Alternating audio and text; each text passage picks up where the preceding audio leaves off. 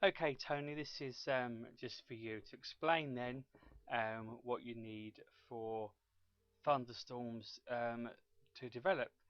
Well, keep it simple really by using a chart from an example from tomorrow midday Sunday, the 7th of July, and as you can see, there's the UK in the middle, and high pressure is centered over towards the northeast of the UK, but it's a huge area of high pressure. It's over most of the UK. It's going to give us a really nice day on Sunday and potentially hot as well, with 30 degrees being challenged in many parts of the south of the UK. But with high pressure, obviously, there's warm air sinking from the upper atmosphere. So the upper atmosphere is fairly warm, so it's stable. You only get the odd fair weather cloud developing where the temperature gets to a certain degree. And if there is a little bit, the slightest bit of moisture in the atmosphere, you get fair weather clouds developing that last, so as I said, between sort of 5 to 40 minutes in duration. And of course, by the evening, they all dissipate and disappear as the sun goes down. Okay, well, what we need for thunderstorms, well, really, you're going to need some instability in the atmosphere. And what you need here is the high pressure to weaken and therefore low pressure to become more of an influence in our weather. So you've got a bit of moisture coming into the high pressure as cooler air tries to push in. What normally happens is after a few days of heat and humidity building up over the land and into the atmosphere, then once the instability does come into the atmosphere, i.e. low pressure, that's when you do get storms sparking off. Of course, it's difficult to predict their intensity, but they certainly will be there to develop if the air was unstable enough. And it will certainly produce showers in any case. But when you've got heat and humidity, then thunderstorms are more likely. So this is Sunday, which is obviously this weekend.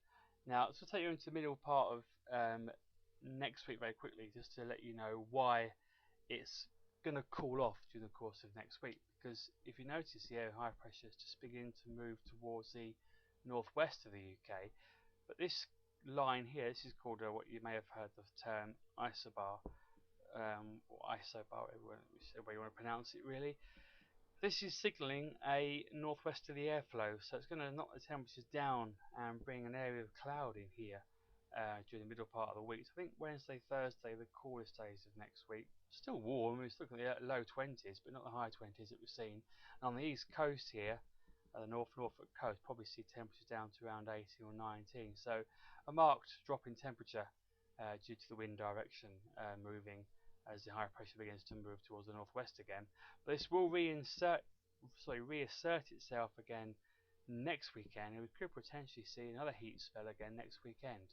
But that will be fairly temporary because there's looks like being a change from mid-month. So more about that later on. So yes, looking at that change, as I was saying. Now the reason I brought this up is this looking ahead. It's quite a way ahead. It's a week on Thursday, in fact, so it is beyond mid-month. But this is where we do expect to see that change. Now I did tell you in the last video, if you've seen it, that low pressure moving down was going to change our weather. Well, it's a bit further east on the last graphic I showed you on the last video, but it's still that pattern is still there for this to move towards the UK. Now this is pushing the area of high pressure over towards Scandinavia. Now we've got a T here, which is another area of low pressure over France. That will be a thundery low there. So with high pressure sinking away and pressure falling, this is where the instability in the atmosphere begins, because you've got low pressure coming from the west and you've got low pressure over northern France here.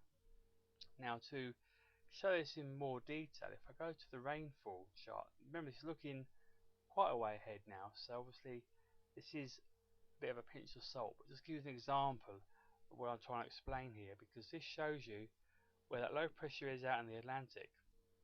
Pressure's falling over the UK, so with the strength of the sun, then obviously showers are likely to develop with the falling pressure, instability in the atmosphere, so the air is becoming cooler above. And there's that thundery low, as I was telling you about, over France. Now something else that I also mentioned to you before was CAPE, which is the lift index of the atmosphere. This is basically where get lift in the unstable atmosphere. Now lift is what causes a front, a weather front if you like. It becomes a thundery one. You can see here it's showing fairly well that looking beyond this time frame, it's quite a way off. This is an example anyway, but there's a convective index at -5. Remember, the higher the minus number is, the more convective energy there will be. So thunderstorms over France here, and you can see over the UK there is that risk of thundery showers developing. So it's that combination of more moisture in the atmosphere, cooling in the atmosphere, creating instability and heat generated from the sun.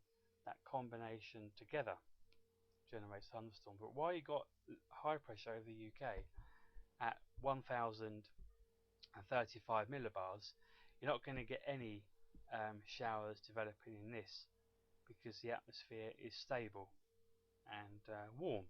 The upper atmosphere is warm. So I hope that explains, probably not what you wanted to hear for now because no storm was developing, but there is a potential when that breakdown does happen. There could be a thundery low that comes up from the south, or there could be the area of low pressure Atlantic may come in. This high pressure could remain firm and just could move south and then cross like so. So there's lots of scenarios there looking ahead, but I thought I'd keep that a brief video there explaining what you need for a thunderstorm in brief details. And just a reminder that if you can also obviously get hail storms as well, thunder, lightning and hail. That's when the